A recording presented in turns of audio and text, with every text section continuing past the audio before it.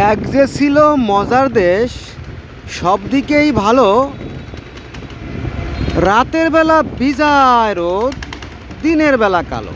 মানে এটা আমাদের বাংলাদেশের কথা বলা হয়েছে আর কি। আপনারা দেখেন যে এটা হচ্ছে আপনার ঢাকার বাবুবাজার, বাংলাদেশের সবচেয়ে গুরুত্বপূর্ণ এবং ব্যস্ততম একটা ব্রিজের একটা। এখানে ব্রিজের উপর লেখা আছে যে নদীতে বর্জ্য ফেলবেন না, এক।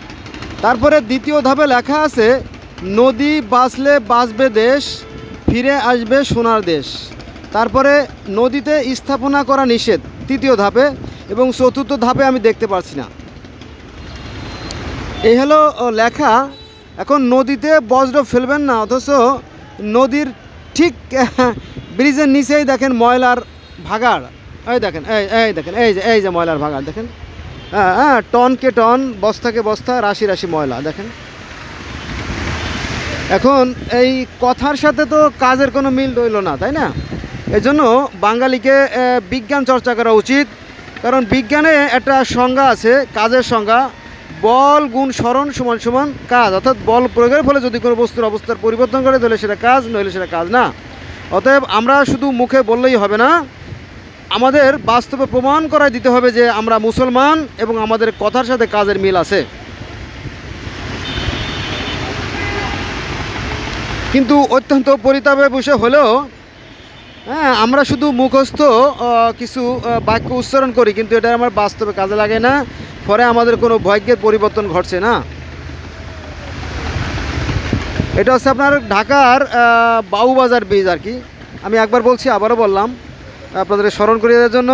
তো এখানে যা লেখা আছে বাস্তবে তার সম্পূর্ণ বিপরীত বা বৈপরীত্য লক্ষ্য করা যাচ্ছে।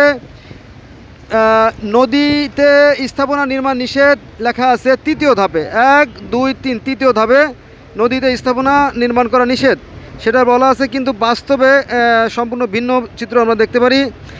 এখানে দেখা যাচ্ছে, এই যে দেখেন, যে নদীকে দখল করে স্থাপনা তো গড়ছেই, বিশাল স্থাপনা, কে বা কাহারা করেছেন তাহা আমি জানি না। আর নদীর প্রায় সিংহভাগ, তার মানে 80% জায়গা দখল করে রাখছে। দেখেন বিশাল বিশাল হোটেল, হ্যাঁ, আবাসিক হোটেল, আবাসিক যানবাহন ইত্যাদি ইত্যাদি। 1টা 2টে 3টে 4টে 5টা মানে কি বিশাল ব্যাপার। প্রায় 250 ফিট জায়গা দখল করে আছে। এ হলো গেন বাস্তব চিত্র। বাস্তব চিত্রকে বলা হয় example is better then percept, মানে দেখতে পারলে কেউ শুনতে চায় না, এটা তার বাস্তব চিত্র আর কি।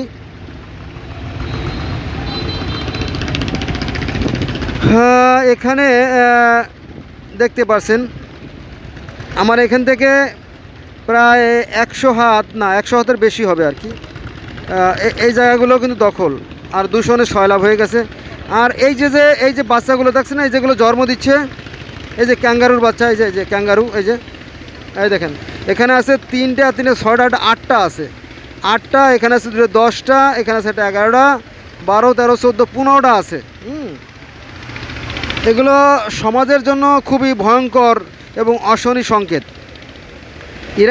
এরা সবাই নেশাখোর, অ্যাডিক্টেড। এই যে আমি তো এখানে একবার বিপদে পড়ে গেছিলাম। এই যে এখানে বসে বসে ওরা নেশা করতো। আমি তো একবার মানে আমার মোবাইল কেড়ে রাখতে গেছিলো আর কি, কয়েক বছর আগে আর কি। এলো অবস্থা আর কি, এই দেখেন অবস্থা।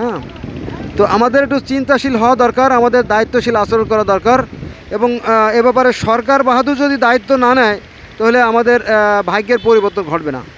শুধু মুখে বললে হবে না। এই যে আরেকজন আছে মাথা ফাটা, আর একজন আসছে, এই যে অ্যাডিক্টেড, এগুলো অ্যাডিক্টেড মানে নেশাগ্রস্ত। এই যে সামনে,